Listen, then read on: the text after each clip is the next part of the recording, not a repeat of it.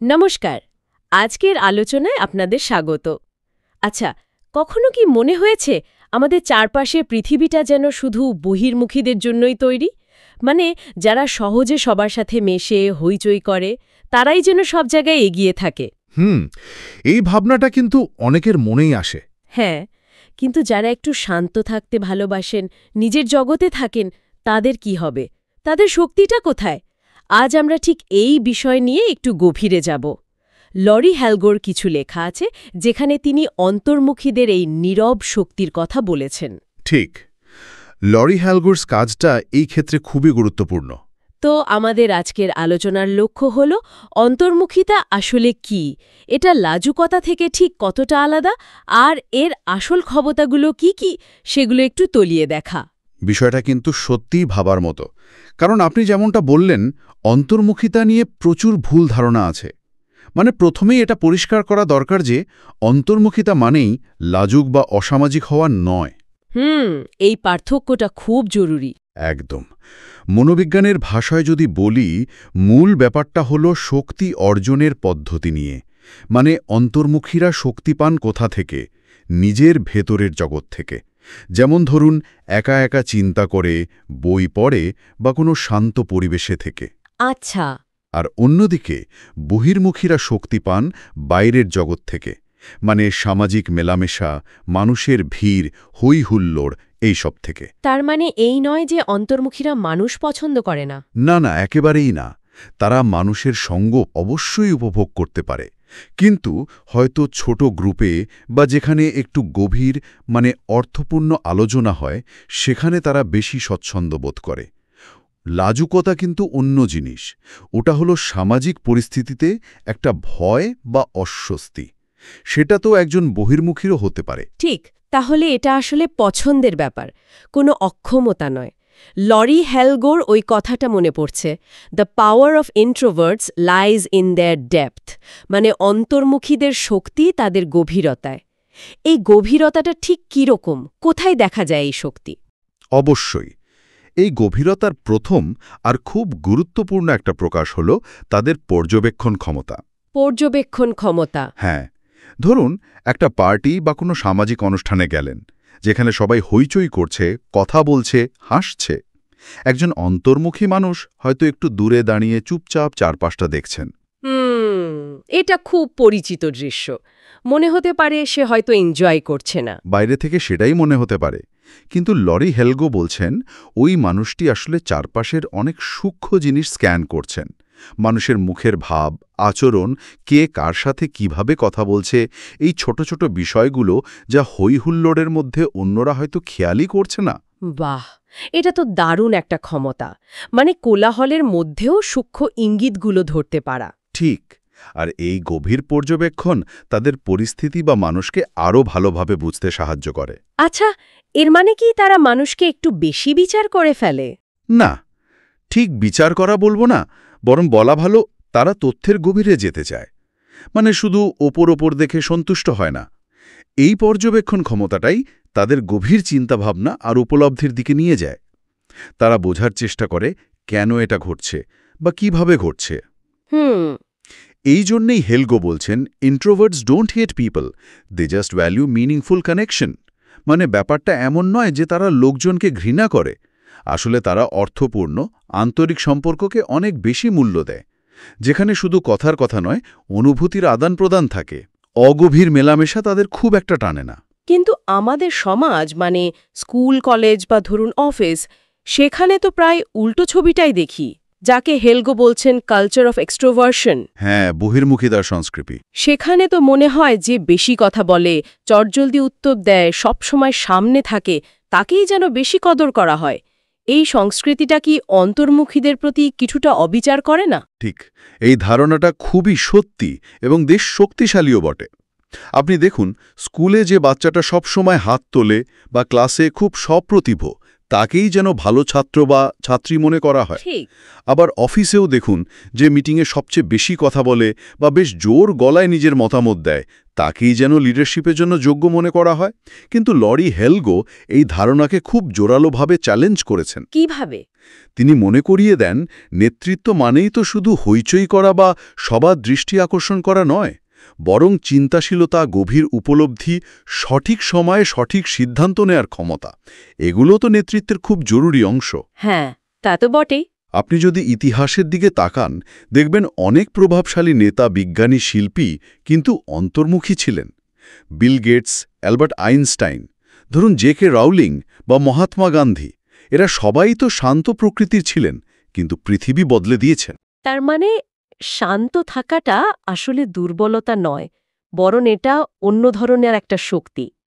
এখানেই বোধহয় হেলগোর ওই কথাটা খুব প্রাসঙ্গিক হয়ে ওঠে, ইন্ট্রোভার্টস আর নট ব্রোকেন এক্সট্রোভার্টস। একদম এটাই। মানে অন্তর্মুখী হওয়া মানে বহির্মুখীদের একটা ভাঙা বা ত্রুটিপূর্ণ সংস্করণ হওয়া নয়, এটা ব্যক্তিত্বের একটা সম্পূর্ণ স্বাভাবিক এবং বৈধ ধরন। এটা বোঝা খুব দরকার। সমাজ হয়তো অনেক সময় এমন বার্তা দেয় যে তোমার আরও মেশা উচিত বা এত চুপচাপ কেন থাকো। ঠিক, কিন্তু অন্তর্মুখীরা চুপ থাকে তার কারণ আছে। তারা শোনে, ভাবে, পর্যবেক্ষণ করে। তাদের ভেতরের জগৎটা অনেক বেশি সক্রিয় থাকে, আর এই ভেতরের জগৎ থেকেই তাদের আরও কিছু বিশেষ গুণ তৈরি হয়। যেমন ধরুন, তাদের কল্পনা শক্তি। হ্যাঁ, আমার প্রায়ই এটা মনে হয় যেন অন্তর্মুখীদের মনটা একটা শান্ত গভীর লাইব্রেরির মতো, বাইরে থেকে একদম চুপচাপ, কিন্তু ভেতরে জ্ঞানের ভাবনার সমুদ্র। খুব সুন্দর উপমা। তারা হয়তো একটা ছোট বিষয় নিয়ে অনেক গভীরে চলে যেতে পারে, নানা দিক থেকে ভাবতে পারে, আর এই ক্ষমতা থেকেই তো অনেক সময় অসাধারণ সব সৃজনশীল কাজের জন্ম হয়। ঠিক তাই। আর এই গভীর চিন্তার প্রবণতা থেকেই আসে গভীর কথাবার্তার প্রতি তাদের টান। তারা সাধারণত ওই সারফেস লেভেলের কথাবার্তা, যেমন পগদা কেমন বা কে কি খেলো, এসবে খুব একটা আগ্রহ পায় না। বরং জীবন, দর্শন, স্বপ্ন, অনুভূতি, এই ধরনের অর্থপূর্ণ বিষয় নিয়ে কথা বলতে ভালোবাসে। হেলগো যেমনটা বলেছেন, when introverts speak, they speak from the heart।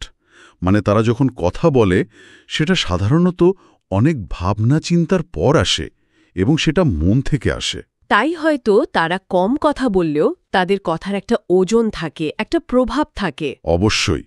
অফিসের মিটিংয়ের উদাহরণটাই যদি আবার দেখি, হ্যাঁ, হয়তো অনেক হইচই, অনেক তর্ক-বিতর্ক চলছে। তারপর একজন অন্তর্মুখী কর্মী খুব শান্তভাবে হয়তো দু-একটা পয়েন্ট বললেন, কিন্তু সেই কথাগুলো এতটাই সুচিন্তিত আর প্রাসঙ্গিক হয় যে দেখা যায় পুরো আলোচনার মোড়টাই ঘুরে গেল। এটা কিন্তু সত্যিই ঘটে। অনেকেরই এই অভিজ্ঞতা আছে নিশ্চয়ই। একদম। আর এই যে মন দিয়ে শোনা এবং গভীর চিন্তা করা, এর জন্য তাদের কি দরকার হয়? নিরিবিলি পরিবেশ, একাকিত্ব। হ্যাঁ, এটা থ্যাপের সময়। এখানেও হেলগো একটা খুব গুরুত্বপূর্ণ পার্থক্য দেখিয়েছেন। তিনি বলছেন, সলিটিউড ইজ নট লোনলিনেস। মানে একা থাকা মানেই নিঃসঙ্গ বা দুঃখী হওয়া নয়। এটা খুব গুরুত্বপূর্ণ পয়েন্ট। অন্তর্মুখীদের জন্য এই একা থাকার সময়টা আসলে এনার্জি রিচার্জ করার একটা স্বাভাবিক উপায়। মানে বাইরের জগতের নানা উদ্দীপনা, সামাজিক মেলামেশা, এগুলো তাদের শক্তি ক্ষয় করে দেয়, আর এই শান্ত একলা সময়টা তাদের সেই শক্তিটা আবার ফিরিয়ে দেয়। অনেকটা মোবাইল ফোন চার্জ দেওয়ার মতো, তাই না? ঠিক ধরেছেন, দারুণ উদাহরণ। সারাদিন ব্যবহারের পর যেমন ফোনের চার্জ দরকার হয়, অন্তর্মুখীদেরও হয়তো সামাজিক বা মানসিক উত্তেজনার পর একটু নিজেদের গুটিয়ে নিয়ে রিচার্জ করতে হয়। একদম। এই সময়টা তারা হয়তো বই পড়ে বা গান শোনে, প্রকৃতির কাছে যায় বা শুধু চুপচাপ বসে নিজের ভাবনার সঙ্গে কাটায়। আর এই রিচার্জিংয়ের পাশাপাশি তাদের আরেকটা বড় শক্তির কথাও তো বলা দরকার, শোনার ক্ষমতা। করছি যেখানে সবাই শুধু নিজের কথা বলতে ব্যস্ত, শোনার লোক খুব কম। ঠিক। লরি হেলগো মনে করিয়ে দেন, in a world that can't stop talking, silence is a super power. ভাবুন একবার, যে মন দিয়ে শুনতে পারে সে অন্যকে এবং পরিস্থিতিকে কত ভালোভাবে বুঝতে পারে। সত্যিই তো, এটা একটা সুপার পাওয়ার। অন্তর্মুখীরা সাধারণত খুব ভালো শ্রোতা হয়। তারা শুধু শোনার জন্য শোনে না, বুঝার জন্য শোনে। আর এই গুণটা তাদের ব্যক্তিগত জীবনে, পেশাগত জীবনেও কিন্তু গভীর সম্পর্ক তৈরি করতে খুব সাহায্য করে। শোনার ক্ষমতার সাথে সাথে তাদের মনোযোগ আর কাজের প্রতি নিষ্ঠার কথাও বলতে হয়। হ্যাঁ, অবশ্যই। অন্তর্মুখীরা যখন কোনো কাজ হাতে নেয় তখন তারা সাধারণত খুব মনোযোগ দিয়ে খুঁটিয়ে খুঁটিয়ে কাজটা করে, মানে তাড়াহুড়ো না করে বিষয়টার গভীরে যেতে চায়, একটা পারফেকশন আনার চেষ্টা করে। ঠিক। হেলগোর ভাষায় বলতে গেলে introverts think before they speak and that's a rare art. আজকের এই দ্রুত ছুটে চলা পৃথিবীতে, যেখানে সবকিছুতেই তাৎক্ষণিক প্রতিক্রিয়া চাওয়া হয়, সেখানে কিছু বলার আগে একটু থমকে ভাবা, এটা সত্যিই একটা বিরল শিল্প। আর এই যে গভীর মনোযোগ, এই চিন্তাশীলতা আর মন দিয়ে শোনার ক্ষমতা, এর সাথেই কিন্তু জড়িয়ে আছে তাদের সংবেদনশীলতা আর সহানুভূতি। সংবেদনশীলতা। হ্যাঁ, অন্তর্মুখীরা প্রায়শই খুব সংবেদনশীল হয়। তারা হয়তো চারপাশের এমন ছোট ছোট সৌন্দর্য বা অনুভূতি খুব গভীরভাবে ধরতে পারে, যা অন্যরা পারে না। ধরুন, বৃষ্টির শব্দ বা একটা ফুলের গন্ধ বা অন্য কারোর মুখের একটা সূক্ষ্ম অভিব্যক্তি। আচ্ছা। এগুলো তারা খুব গভীরভাবে অনুভব করতে পারে। হেলগো একটা কথা বলেছেন, introverts feel deeply and that's why they hurt deeply too. মানে, যেহেতু তারা গভীরভাবে অনুভব করে, তাই তারা আঘাতও পায় সহজে। কিন্তু এই গভীর অনুভূতিটাই তাদের মধ্যে এক ধরনের তীব্র সহানুভূতিও জন্ম দেয়। তারা অন্যের কষ্ট বা আনন্দটা খুব সহজে অনুভব করতে পারে, তাদের পাশে দাঁড়াতে পারে। লরি হেলগো নিজে তো একজন অন্তর্মুখী এবং লেখক ও থেরাপিস্ট হিসেবে দারুণ সফল। তিনি নিজের অভিজ্ঞতা থেকে একটা খুব শক্তিশালী কথা বলেছিলেন, তাই না? হ্যাঁ, আর বলেছিলেন, I stopped pretending to be loud and started embracing my quiet strength. মানে, তিনি যখন জোর করে বহির্মুখী সাজার চেষ্টা বন্ধ করে দিলেন এবং নিজের ভেতরে শান্ত শক্তিটাকে গ্রহণ করলেন, তখনই তার আসল বিকাশ শুরু হল। বাহ, অসাধারণ একটা উপলব্ধি। তাহলে কি এটাই মূল বার্তা, নিজেকে গ্রহণ করা? সন্দেহ নিঃসন্দেহে আমার মনে হয় এটাই সবচেয়ে গুরুত্বপূর্ণ কথা। অন্তর্মুখী হওয়াটা কোনো সমস্যা নয়, কোনো খামতি নয়। এটা ব্যক্তিত্বের একটা ভিন্ন ধরন, যার নিজস্ব শক্তি আছে। এই যে শান্ত মন, গভীর চিন্তা করার ক্ষমতা, পর্যবেক্ষণ শক্তি, সৃজনশীলতা, সংবেদনশীলতা, মন দিয়ে শোনার ক্ষমতা, এগুলো সবই তো খুব মূল্যবান সম্পদ। সমাজ হয়তো বহির্মুখী বৈশিষ্ট্যগুলোকে বেশি উদযাপন করে, কিন্তু তার মানে তো এই নয় যে অন্তর্মুখী বৈশিষ্ট্যগুলোর কোনো দাম নেই। একদম। নিজেকে বদলানোর চেষ্টা না করে নিজের এই সহজাত শক্তিগুলোকে চেনা, সেগুলোকে নিজের মতো করে ব্যবহার করা, এটাই আসল পথ। ঠিক তাই। লরি হেলগোর আরও দুটো কথা আমার এই প্রসঙ্গে মনে পড়ছে। একটা হলো, quiet people have the loudest minds. হ্যাঁ, দারুণ কথা। মানে, যারা বাইরে শান্ত, তাদের মনের ভেতরেই হয়তো চিন্তার সবচেয়ে বেশি ঝড় বয়ে যায়, সবচেয়ে গভীর ভাবনাগুলো খেলা করে।